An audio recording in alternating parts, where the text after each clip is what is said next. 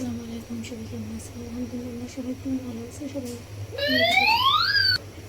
তো আজকে আমি কোথাও বলবো চিংড়ি মাছ দিয়ে লাউ দিয়ে, তো সেটা আপনাদের সাথে শেয়ার করবো। তো পেঁয়াজ কুচি দিয়ে দিলাম, পেঁয়াজটা ভালোভাবে লাল করে দিন। যারা ফেসবুক দিয়ে দেখছে অবশ্যই লাইক করবেন, কমেন্ট করবেন, শেয়ার করবেন, ফলো দিবেন। যারা ইউটিউব থেকে দেখতেছেন তারা অবশ্যই লাইক করবেন, কমেন্ট করবেন, সাবস্ক্রাইব বেল আইকন তুলে দেবেন, যাতে পরবর্তী ভিডিওটা পৌঁছায় আপনাদের।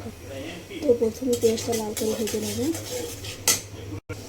এবার দিয়ে দেবো একটু কাঁচা জিরাটা অবশ্যই দেওয়ার চেষ্টা করতে পারে, তরকারিটা খেতে মজা হবে।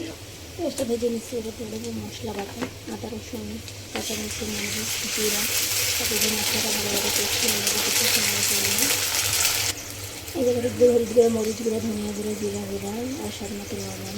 এবার মশলাটা খুব ভালোভাবে কষিয়ে নেবো। আর লাউ সবসময় ঝাল কম দেওয়ার চেষ্টা করবেন, এতে করে কিন্তু লাউটা খেতে খুবই মজা হয়। এইভাবে আমি যেভাবে রান্না করি সেটা আপনাদের সাথে শেয়ার করতেছি।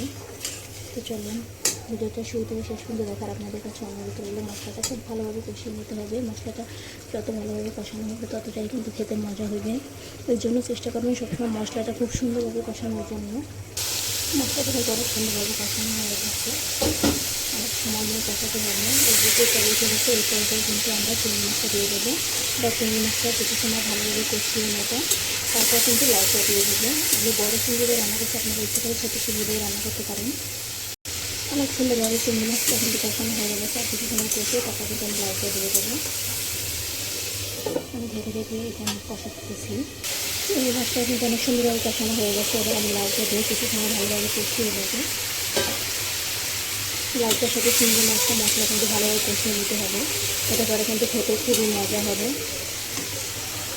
লাউটা কিন্তু চিংড়ি মাছের সাথে ভালোভাবে কষানো হয়ে গেছে। দেখেন সুন্দরভাবে কষাবেন।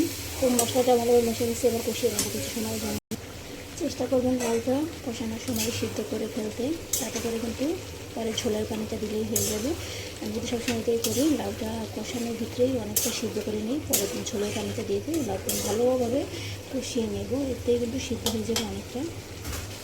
কষানো হয়ে গেছে, এবার পানি দিয়ে দেবো। লাউটা কিন্তু অনেকটাই সিদ্ধ হয়ে গেছে। এবার কিছু সময় আমি চাল দিই, তারপর নামিয়ে নেব।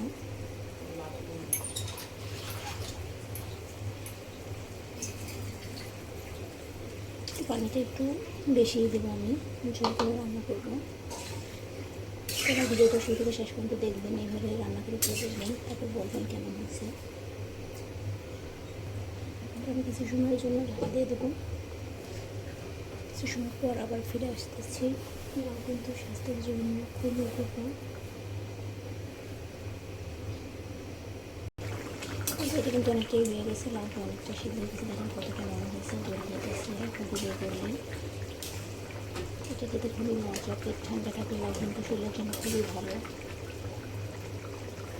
আর কিছু সময় জাল দিয়ে ধনিয়া পাতা দিয়ে নামিয়ে নেব। এবার ধনিয়া পাতা দিয়ে নামিয়ে নেব। তরকারিটা খেয়ে অবশ্যই বলবেন, কমেন্ট করে জানাবেন কেমন হয়েছে।